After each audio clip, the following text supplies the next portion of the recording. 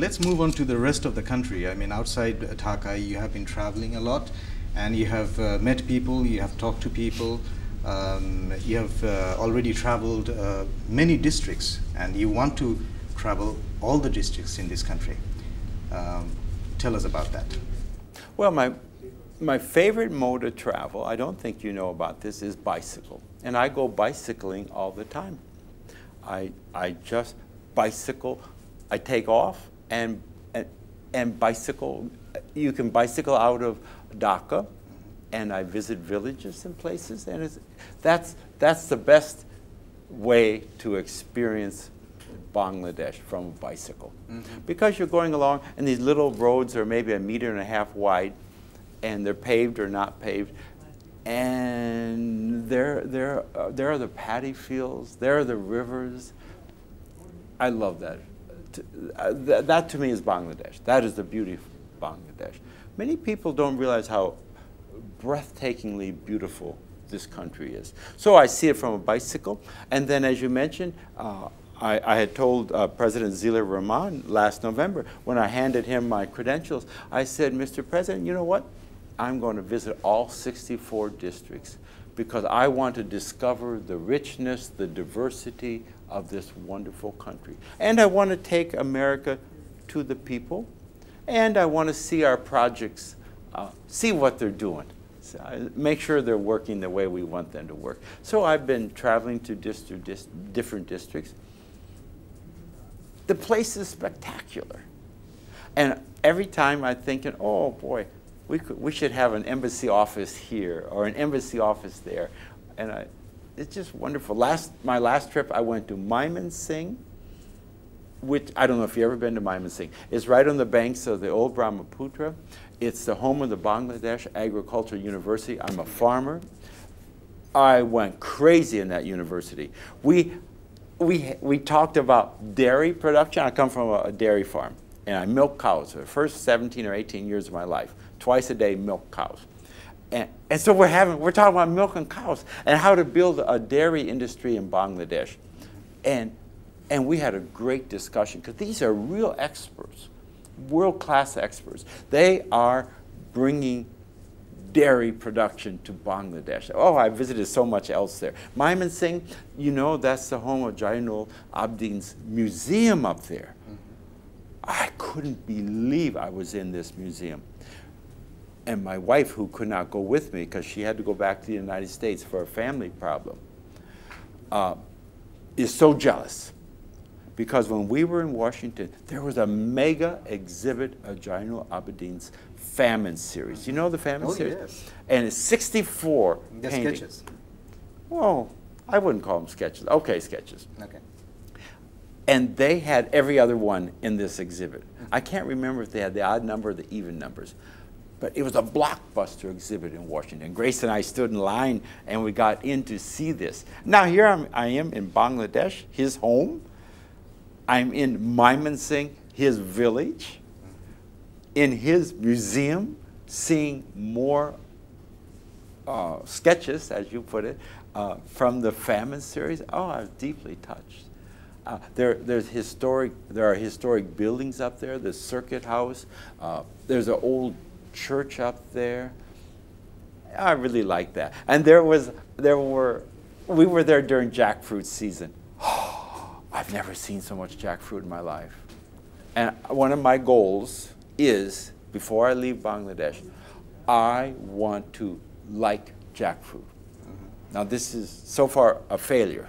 Okay. I do not like it. I said, oh, and I'm trying hard. Because I eat everything except raw chicken heads. I don't eat that. In Nepal, I was supposed to eat that, and I couldn't do that.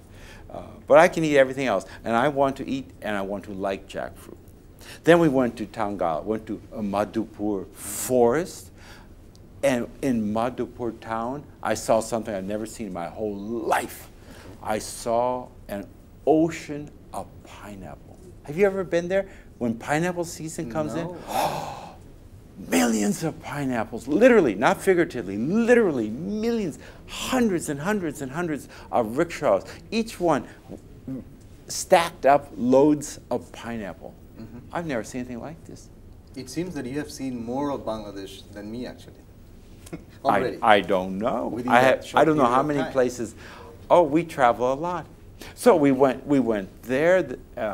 That was Tangail, and then we went to Jamalpur, and then we went to Sherpur. Oh, just fabulous. Earlier, I had gone to Kurigram one time. That's a very poor district. Kurigram, those massive rivers, they shift course, and within hours, villages disappear. That was a very challenging place. Another trip, we went out to Chittagong Hill Tracts. Went to Kagachori and Rangamati and Bundarban. Beautiful out there. Another time went up to Sylhet. Oh, I don't know. Went to Rajshahi. Went down to Jeshore and Khulna, Borishal. I mean, there are just so many places. And each place is different, is unique. And as I travel, Asan, do you know what? I just kept seeing opportunity, opportunity, opportunity. You go to Mymensingh. I'm thinking of fish production. I'm thinking of livestock production. Silk production. Why not silk production? I'm thinking of fruit processing. Those pineapples, beautiful sight. But you know, a lot of them will go to waste because there isn't a agriculture processing facility to take all that pineapple and make juice or can it or somehow process it. I could see so many different kinds of development possibilities. Handicrafts, oh my, the Nakshikanta is first class. That's where the really good stuff comes. The really, really good stuff. And then we went to some Garo villages and we saw their handicrafts, a whole different thing. We visited cultural programs. We saw the rich cultural traditions. I'm just talking one place. Right. And then you multiply this times 64. Because each place has its different attractions, its different possibilities for development. And people think I'm goofy sometimes when I talk about the Royal Bengal tiger as the next Asian tiger. Not goofy. Not goofy. It's just infinite. All of these possibilities for economic development, just so much. It's more than just Bangladesh becoming the largest ready-made garment exporter in the world, or the largest exporter of household textiles. That means sheets and towels and tablecloths, things like that. It's more than Bangladesh becoming a major player in building small freighters, a major player in information technology, a major player in generic pharmaceutical production, jute production, silk production, finished leather goods, bone china, beautiful bone china, frozen fish and shrimp. All those things are huge, and yet it's even more. It's livestock production in Mymensingh. It's fruit processing in Tangail. It's fish almost anywhere in this country. It just goes on and on. And you add all of this together, Asan. You create millions and millions and millions of jobs, not figuratively, literally. Exactly. Millions of jobs. That's how you create the middle-income Bangladesh. That's how you create the golden Bangladesh. That's how the Royal Bengal tiger becomes the next Asian tiger. That's what I see on my trips. I just see it everywhere I go.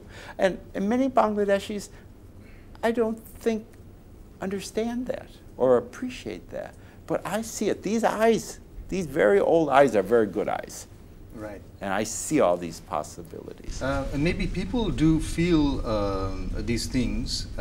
People do feel appreciate these things, but the people in power, whether they appreciate these things, whether they see these things, maybe that is the bigger question. Yeah, I don't know. I encourage them to see. I'm sure they do see. The challenge is for the country to make the decisions that will unleash the next Asian tiger. And these are the decisions like having an adequate port facility, like Chittagong and Mongla. If you're going to be the #1 ready-made garment exporter in the world, I'm talking #1, not #2, I'm talking #1, then you need the port that can handle that flow, no delays, push it out. You need the roads, the railroads, you need the power, you need the energy to support these massive industries. No, this is not second class. We're talking #1 in the world. Right. That's what we're talking about. You need you need to bring corruption under control. That drives away investment. You need rule of law, so investors who flood into this country know that if there's a dispute, they can resolve it in the court system. You need to have political stability. Investors don't want to come into a place where the political future is uncertain. Investors hate uncertainty. They hate uncertainty. And so you need to have a well-defined political process that doesn't have uncertainty. A process where the people can vote freely and openly, credibly, every 5 years. So these are the challenges that the ruling party, the party in opposition, the political leaders, the civil society leaders, these challenges must be dealt with. And they can be dealt with. These challenges are all solvable. Every one, no exception. This country is always so blessed by God. So blessed. I always say that. Because to have problems like these that can be resolved, it takes will, it takes resources. It won't be easy, but they're all resolvable. You know, I've lived in countries where the problems are bigger. Not bigger, are unsolvable. Oh, yes. Unsolvable. What do you do? I have no idea what you do. Honestly, I had no idea. But that's not relevant here. These problems can all be fixed.